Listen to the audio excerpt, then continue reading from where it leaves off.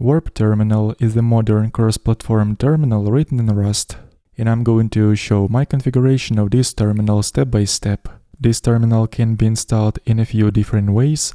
The simplest one will be to just download installer from the official website, and once the terminal will be installed, it is going to look like this.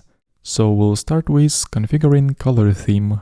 And before, I just want to mention that the whole set of default keyboard shortcuts can be found in the documentation under keyboard shortcuts section. There are a few lists with keyboard shortcuts depending on operating system for Windows, Mac OS, as well as Linux.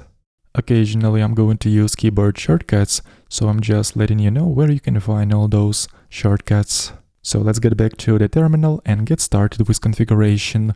I'm gonna open up settings by pressing Command, comma, or on Windows, Control, comma.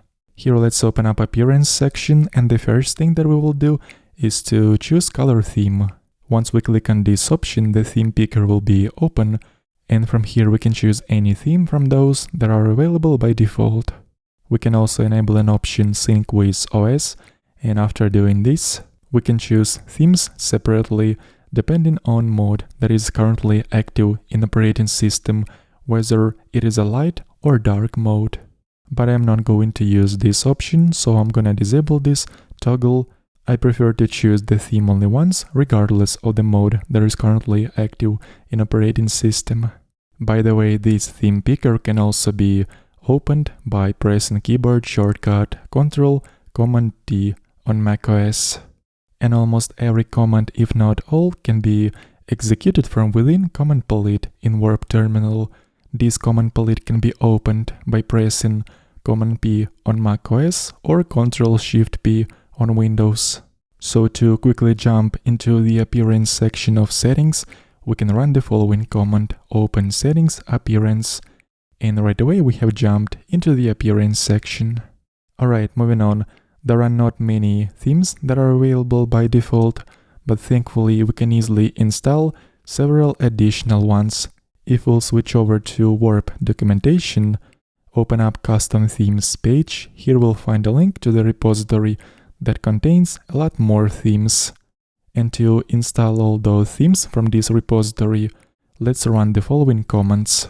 Those commands will be different for each operating system, and basically what they are doing is they are creating configuration folder for Warp Terminal and then clone repository with all the themes within that configuration folder. So I'm gonna go back to the terminal, navigate to the root folder of the current user, and run all those commands. And this way, .warp folder will be created in the root folder of my user. Let's open up this folder, and here we can find just cloned folder with all the themes. We might also need to restart Warp Terminal, and on the next launch, if we'll open up panel with all the themes, here we'll find that this time a lot more themes are available than before, which means that all those themes have been installed successfully. There is also a little search input that we can use to search for themes. And now I'm also going to show you how to create your own custom theme, so let's jump back to the docs. And first of all, we'll have to create a folder called themes within Warp configuration folder, but just because we have already installed all those additional themes, the previous command has already created this folder called themes. And now all we have to do to create new theme is to basically copy all this code and create new file with the theme within .warp themes folder. I'm going to navigate to this folder, and right here, let's create new file. I'm going to call this theme purplish with .yaml extension. Let's open up newly created file, and in here I'm going to paste the code with a couple of modifications. I have basically modified some of those colors, such as background color of the whole terminal UI. I have also applied gradient to the cursor, chose different accent color, and different color of the text. By the way, gradients can be applied not only to cursor, but also for some other colors, such as accent color, as well as background color. Now I'm going to quickly relaunch Warp Terminal, open up Theme Picker once again by pressing Ctrl-Command-T, and in here let's search for our newly created theme with a name purplish, and sure enough we're gonna find it in here. Let's enable it, and there we go. This is how the theme looks like, with purple shades. An accent color, which is a light purple, has also been applied, and that is this light purple color of the selection. You may also like to apply some transparency to the background color. It is very easy to do. In that same appearance section, we just have to adjust this slider window opacity, and as you can see, the background has received some level of transparency.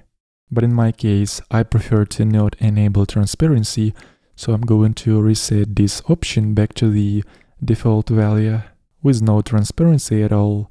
Next one, we have an option to also choose a background image, and to apply a background image to the particular theme, we just have to add a couple more keys into the theme file, such as those background image and path. Let's copy over those keys and paste it into theme configuration file at the very end right here, but I'm going to rename file with an image. In my case, it is called background. I have already copied this file into the themes folder. It is exact same folder where this configuration file is located. And this is how the image looks like. Let's restart Warp Terminal, and here we go, background image has been applied. And finally, there is one more option that allows us to quickly generate custom themes based on the colors of the particular image. And to generate new theme based on a particular image, let's press this plus sign. In here we'll have to choose an image based on which we want to generate colors. We can also specify a theme name in here. Let's press create theme. We might also need to restart Warp Terminal once again, and next time when we'll open up Theme Picker and search for the theme with the name background, we'll find it in here. Let's apply this theme, and that's it. As you can see, some colors have been changed, including accent color. I am not going to keep the theme, so to remove it, we can basically press this minus sign, and the theme will be removed. So now I'm going to choose that previously created theme with a name purplish, but I don't need the background image, so let's get back to the file with the theme and remove this background image key, save the file, restart Warp Terminal, and there we go, the background image is gone, and the link to the repository with this theme configuration will be in the video description.